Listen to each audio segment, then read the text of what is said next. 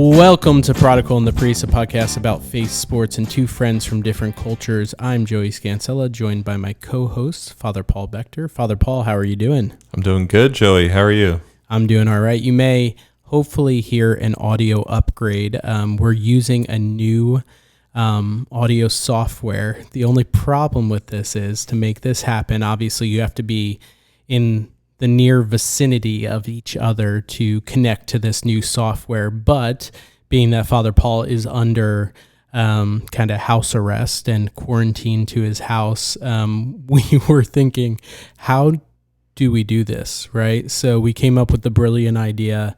Genius idea. My genius idea. There you go. To feed the microphone cord and the headset cord underneath his garage door, and for me to sit in his garage in 110 degree weather while he's inside in air conditioning in his laundry room.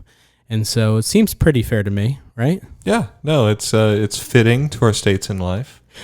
I'm in a balmy 67 degrees. Balmy, right, yes, that's right. Yes, and I think the humidity is about 79% today. So I'm wearing this hat that you can actually watch this episode on YouTube if you want to see our lovely faces. We're actually made some upgrades that we want to tell you all about before we get into today's episode. So like we said, Father Paul is under quarantine for the rest of this week and hopefully test negative, and then he'll be in the clear. And through that, we've been looking at the podcast and examining it and looking at ways that we could make it better. And one of the things that has kind of come up that we want to share with our listeners about is so many of you have great questions, things that have evoked emotion, whether that be sports, faith, or even the name of my future child. And so we decided to kind of split up this podcast a little bit. We're still going to be releasing it twice a week, but putting a little different spin on it. So on Wednesdays is going to be our Prodigal and the Priest podcast, the one you've come to know, love, and appreciate.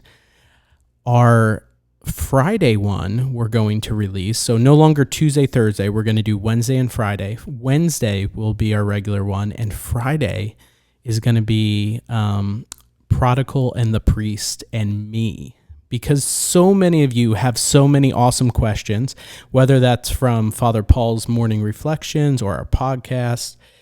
You're going to get the chance to ask some of those. And we want any and all questions about faith, about sports, about life, what are our personal opinions about things. Hopefully we'll be able to answer most. And you can go on our website or email us, and I'm going to give both of those things to be able to submit a question. So you can go to our website, which is saintanparish.org/PTP. So Prodigal and the Priest, get it? PTP. Or you can email us at prodigalandthepriest@gmail.com. Prodigalandthepriest@gmail.com. So either way, you can submit a question, or you could hit us up on direct message on our Instagram or any other ways, right? If you have our numbers, you could just text us, I guess, but most people don't because we have to block our numbers because we're so famous. Especially me. Especially. He's so famous. He's just sitting in that nice air conditioning. You have no idea, Joey, what it's like. I have no idea. That's right. So, yeah, so that's kind of an update. I don't know, anything you want to add to that, Father Paul? No, it's good. It's just it's exciting to see how this podcast has taken off and these ways that we can try and make it even better. And so whether through like the separately recorded split screen video thing that we're doing right now, they'll be more normal once I'm out of quarantine. Or through this whole question and answer. I know there's tons of people who have questions, and I'm not the greatest at answering emails, so this will force me to answer some of your questions. So, yeah, I think it's good to have the first installment each week to be kind of a normal Prodigal and the Priest, and then to have the Prodigal and Priest and me. That's what we're calling it, right? Yes. Okay. Prodigal and the Priest and me. So jumping into our episode today, right? We want to be able to take a little bit of time to talk about a sport that you have come to love. And I want to preface this by saying some people have texted me and said, y'all talk about baseball and golf a lot. And my response to them is, yeah, baseball is my favorite sport. Golf is, I don't know, is it your favorite sport? It is my favorite to play, sport. right? Yeah, Not necessarily to watch, right? Well, yeah.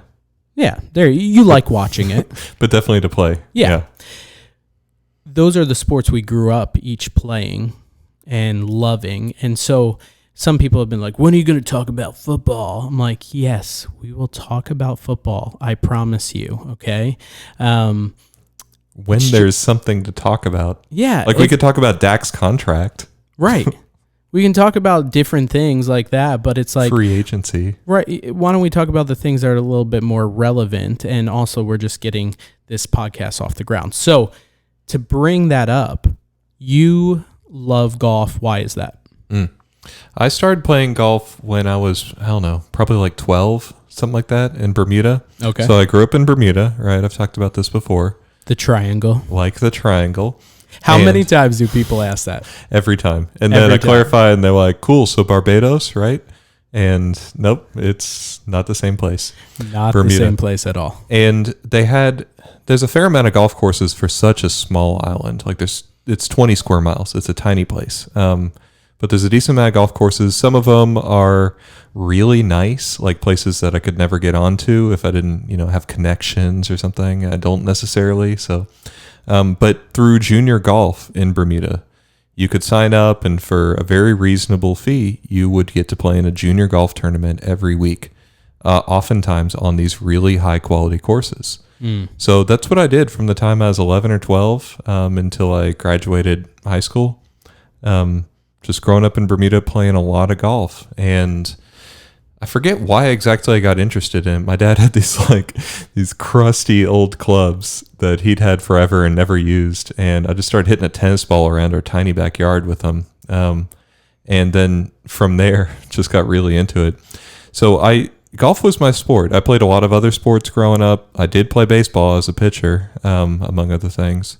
But That's why we get along so well. I was a catcher, you were a pitcher. We have that sync.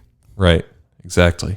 But golf was the one that really just took root.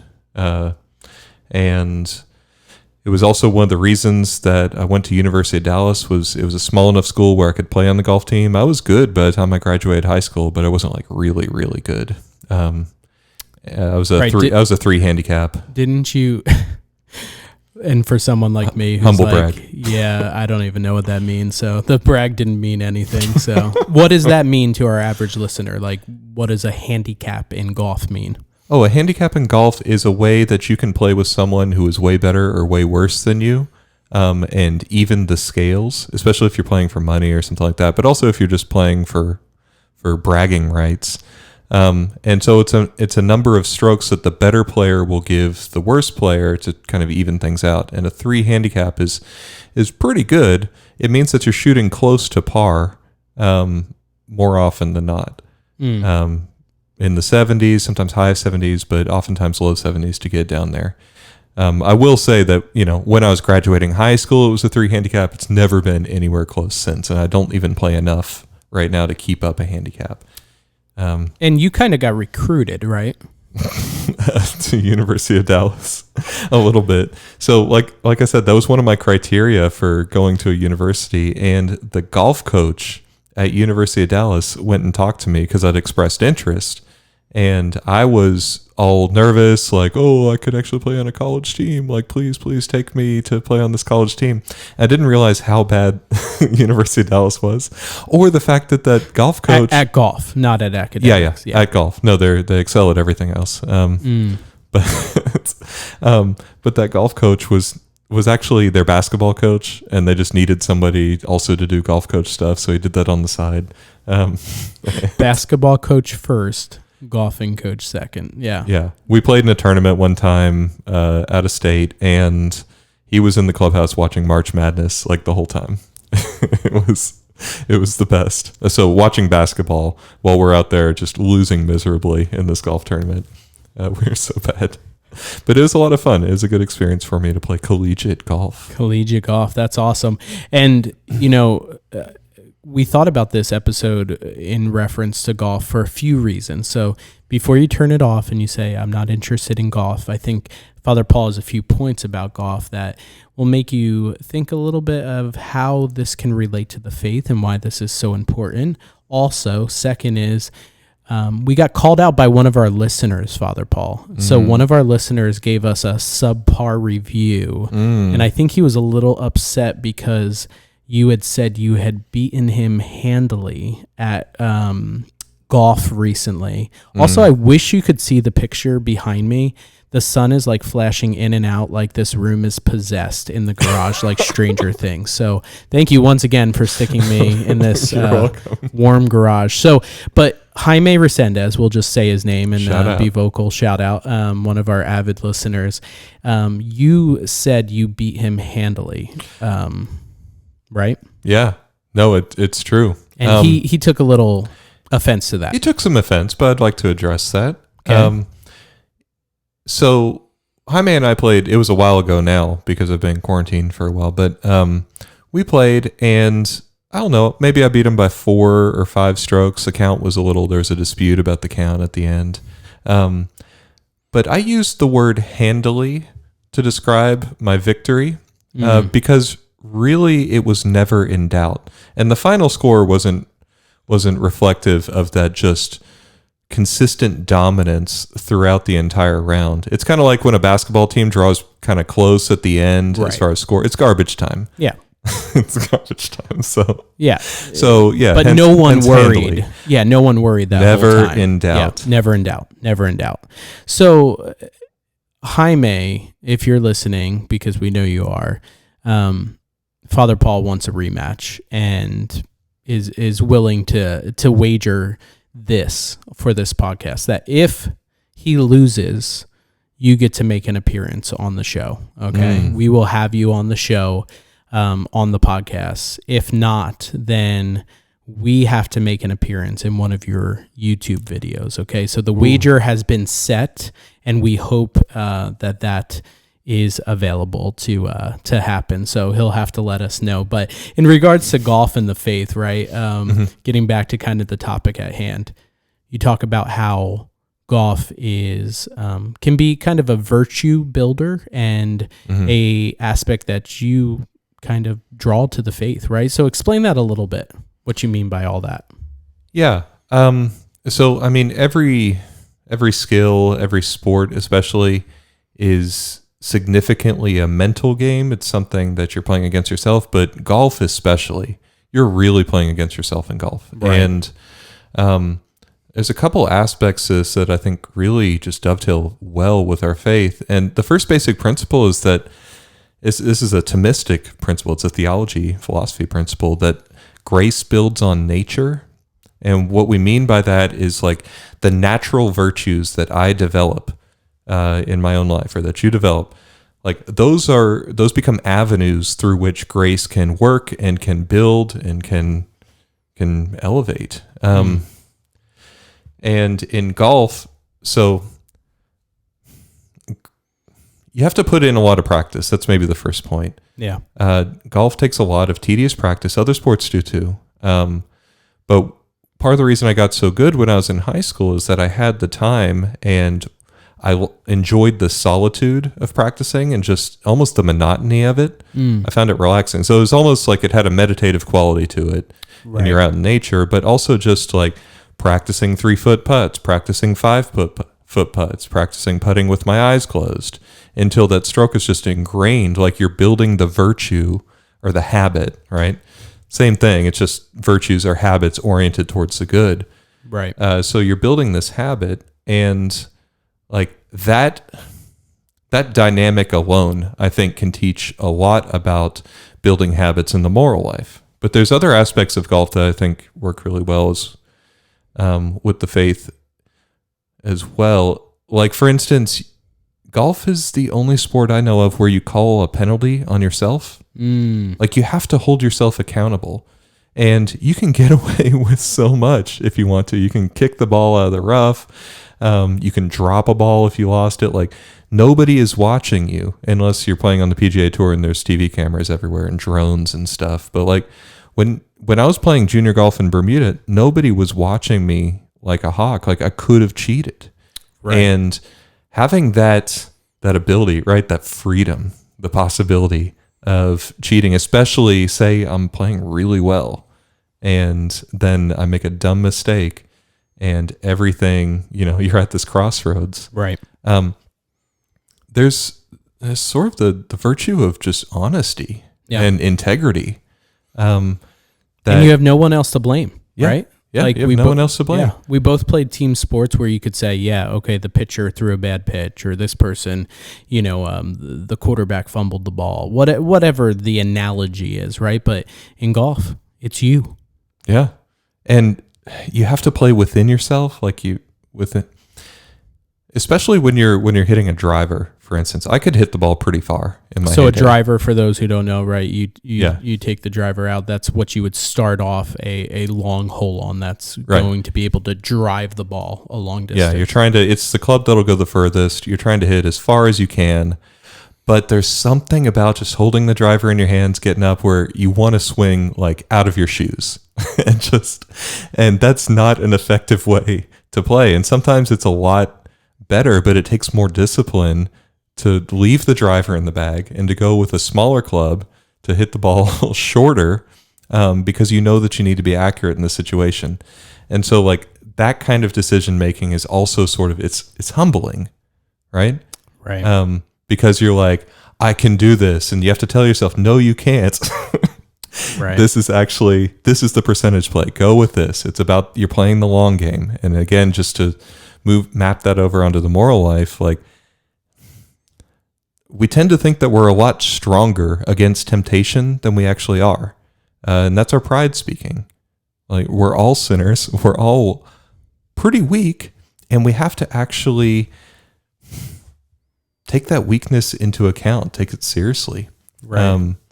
Which it's accept funny. our limitations. It's funny that you bring up, not to pause on a dramatic point about, the faith. Yeah, obviously, no, you killed all my I did, there. But you mentioned like, oh man, you really want to just go and hit it far and all that. It just makes me think of the guy who just won the tournament this past weekend. What is it? Bryson DeChambeau. Yeah.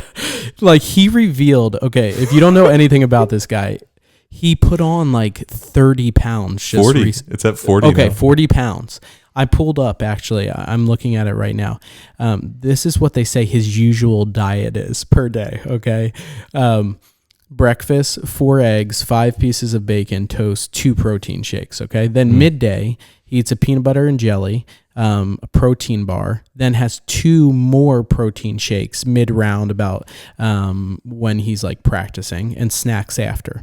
Then dinner is steak, potato, 2 more protein shakes.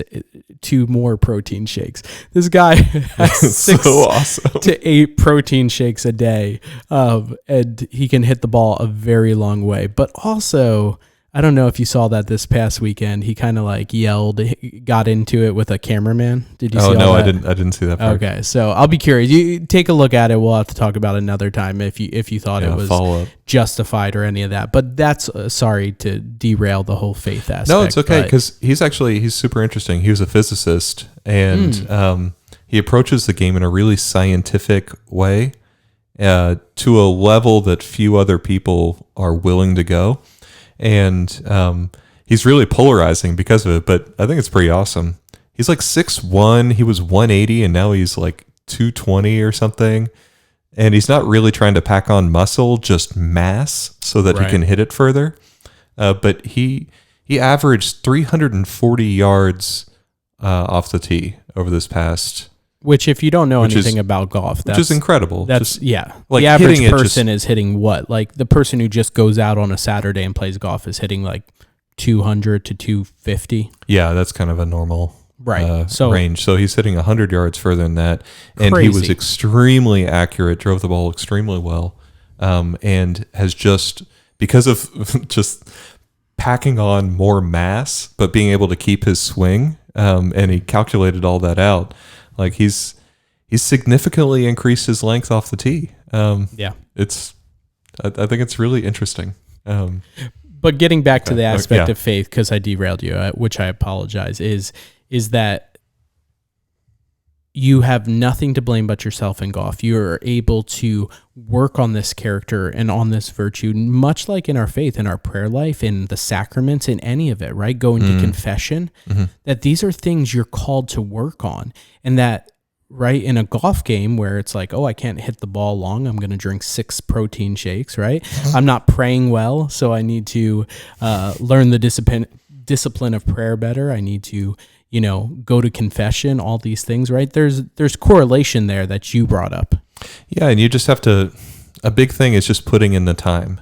I think that is a good analogy between growing in your prayer life and getting better at golf. Like, you're not going to get better at your short game, which is where you really score in golf. Right.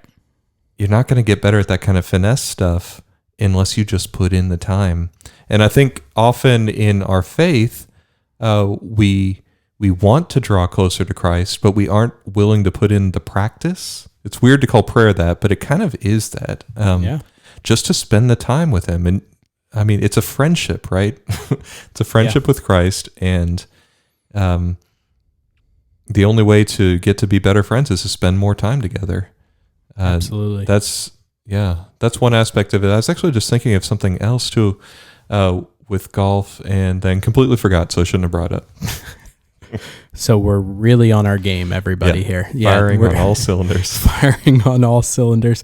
So do you think that, what advice would you give then to somebody who is struggling? I don't know. I just feel like I talk to more and more people right now during this pandemic and this quarantine, and who are struggling with their faith, and hearing, it's not an easy message to say, yeah, but it takes work. It takes effort, right? I think people will come across and say, well, that's a little harsh, right? I'm trying my best, but at the end of the day, we have accountability towards that, right? We have to take ownership to say, are we trying our best? Are we trying our hardest? And so, I don't know, what would you say to somebody who's just struggling with that dynamic right now, especially during everything with the pandemic? Yeah. Any advice or any kind of things you would say to them? Yeah, for sure. I mean, for everybody, really, it starts with making a good confession. And we are offering confessions right now at St. Anne. And shout out. Yeah, shout out to St. Anne. I can't because I'm in quarantine still, but the other priests have tested negative twice, and they priests. are negative. So, ooh, playing a drop. Oh yeah, we are next level. We are next level, everybody. So it starts with making a good confession, and then asking God for the grace to grow. The thing is, like, God wants us to grow closer to Him. He's offering us that grace. That's why He made us, is to be in that deep relationship with Him. Right. That's the purpose of our lives. That's our last end, is to see God. And so, like, there are difficult parts to our faith, but often the difficult thing is actually putting God first. Yeah. I know it's just kind of reiterating the same point, but that really is a big part of it. We can give God just a little bit, and just that little sacrifice of our time, like the first moments in the morning, can start to really make a change. We can notice a lightness of heart after that. We can notice all the spiritual consolation that comes about from giving God just that little bit.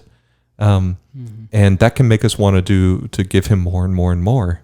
Often we can sort of, and this goes back to the same point I was trying to make about respecting our weakness and our limitations and stuff like that. Until we actually respect our limitations, we can just try to make a change without actually making a change in our life. Right. It's kind of abstract, but when it comes to prayer, like, what it can look like is, sprinkle a moment in like this, but not actually base my life on prayer, and on this relationship with Christ. And so it's not an easy thing just to force yourself to do, but by God's grace, like, He wants to lead you down that path. And he is not going to hold you back at all. It's not you against him. He's Right. drawing you in closer. And so I think that can give us a lot of hope, especially if we're just starting or if we're struggling, like that God wants this more than we do. It's, Right. And by his grace, he's drawing us closer to himself. We just have to learn to be aware of how that grace is acting in our lives. Just hit the mic. Okay. So We're still learning here, everybody. We're still learning. yeah. Thank you for sharing that. I think that's great perspective. And I would also say if you've never given golf a try, once everything's over on this pandemic, we should auction off for a fundraiser for Prodigal and the Priest, like a round with you. That way you can like teach somebody golf. That would be great. And we can continue to, I don't know. I won't have to sit in a hot garage then or something. Yeah, you could play too. Joey's actually not bad. No, I'll take that for being somebody who never played until I was post college. Never. Yeah. No, he's actually not bad at all. So, all right, not bad at all. Yeah. Oh, okay. You got any more drops than that, or just the? Oh yeah, this one too. The wild applause. I could do not bad. Or my favorite. There it is. Sad trombone. Sad everybody. trombone. There you go.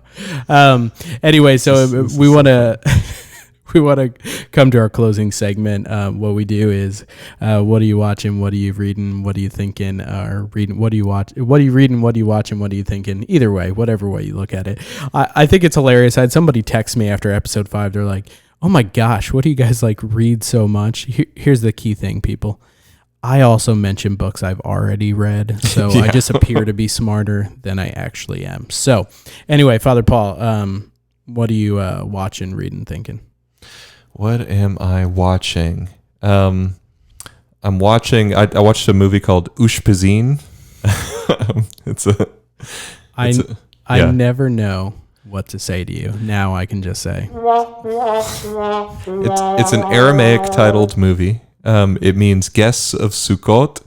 Are these like on Netflix? Like, serious question. Like, where do you find these? Yeah, no, you can. So I've watched some of these in the past. I've got some of them on DVD because I didn't think I would ever find them on streaming services. But this one, you can rent it for like $2 off Amazon Prime. Nice. So Ushpizin, it's about the Feast of Sukkot in Jerusalem. It's awesome. I mentioned it in my reflection the other day, so it was on my mind. And what am I reading? I'm reading a big thick book on moral theology. I think it's just called Moral Theology. it's really kind of boring. Really deep title called Moral Theology. Yeah, it's kind of boring, but those always start off boring and then get more interesting. They just have to lay the groundwork, and they talk about habits and virtues and vices and all that, and then they get into the more interesting stuff. Nice. What are you thinking? There is a pattern on the wall in front of me, and one of them looks like a lion. Yeah. Rector too, man. I've been staring at that. I'm not sure what you call it. When it's just like white paint, but it's kind of speckled. Oh, right. It's like the way like people see clouds, right? When they're animals or things. I don't know what that's called. It's probably called something. Yeah. And so like one of them looks a little bit like Italy. One of them looks like Africa, but those are upside down. So that's kind of cool. And then there's this other one that looks like a lion. And I've just been staring at that most of this podcast. Nice. Well, I've been watching, and I watched it just last night. So I don't know if you've ever heard of this. It's not very common or famous. It was called Hamilton. Yeah, the musical. Yeah, I'm kidding. Millions of people have been waiting for this to come out. But anyway, so I watched that with my wife last night. We were able to actually see it when they were on tour came to Fair Park in Dallas. It was awesome. Amazing cinematography, everything, which kind of led me down a rabbit hole to read a bunch of articles about how they did the filming of it, which was so intriguing that apparently it was filmed in 2016 and they filmed it among live performances, but then in between live performances would also do close-up camera angles. So it's like this mashup of I I think over 15 different performances and like the microphones and all this. So watching Hamilton, reading about That's it cool. and how they did all that. And what am I thinking about? I don't know.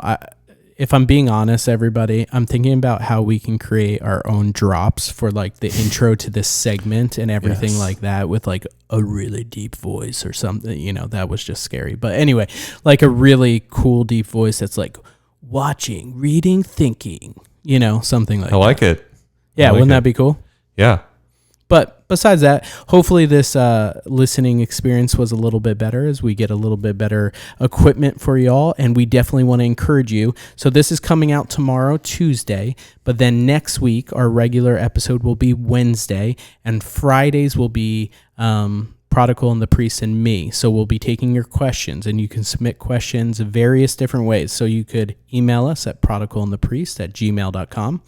You can go to our website, which is www.stannparish.org/PTP, or you can direct message us on Instagram or text us if you have any of that or whatnot. But we're so blessed to be able to broadcast and be able to do this. We really love it and enjoy it so much. And we just want to say take care and have a great week. God bless.